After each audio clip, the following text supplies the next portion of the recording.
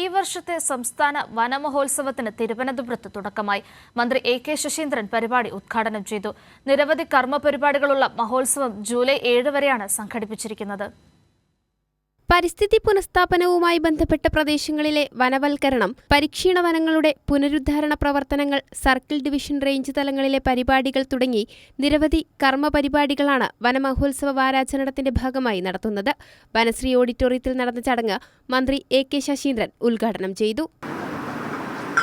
ആകർഷകമായ വിധത്തിൽ വൈവിധ്യങ്ങളോടെ ഈ പരിപാടി നടത്താൻ മുന്നോട്ട് വന്ന ഇതിൻ്റെ സംഘാടകരോടെല്ലാം ഞാൻ ആദ്യമായി എൻ്റെ അഭിനന്ദനങ്ങൾ അറിയിക്കുകയാണ്.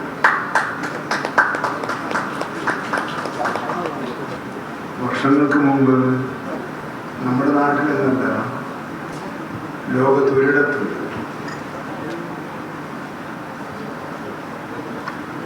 വനങ്ങൾ നട്ട് നനച്ച് വളർത്തേണ്ട ആവശ്യകതയെക്കുറിച്ചുള്ള ചർച്ച നടന്നിട്ടുണ്ട്. കാരണം ഈ ഭൂമിയുടെ സിംഹഭാഗവും വനങ്ങളും പുൽമേടുകളുമായിരുന്നു. രാജ്യാന്തര പരിസ്ഥിതി ചലച്ചിത്രങ്ങളും ഡോക്യുമെന്ററികളും ഉൾപ്പെടുത്തിക്കൊണ്ട് മയിൽപ്പീലി എന്ന പേരിൽ പരിസ്ഥിതി ഫിലിം ഫെസ്റ്റിവലും നടക്കും. ചടങ്ങിൽ വനമിത്ര പുരസ്കാര വിതരണം, മികച്ച വിദ്യാവനത്തിനുള്ള അവാർഡ് വിതരണം, പുതിയ വാഹനങ്ങളുടെ ഫ്ളാഗ് ഓഫ്, കേരളത്തിലെ സംരക്ഷിത വനപ്രദേശങ്ങളെക്കുറിച്ചുള്ള കോഫി ടേബിൾ ബുക്കിന്റെ പ്രകാശനവും നടന്നു. കൈരളി ന്യൂസ്, തിരുവനന്തപുരം.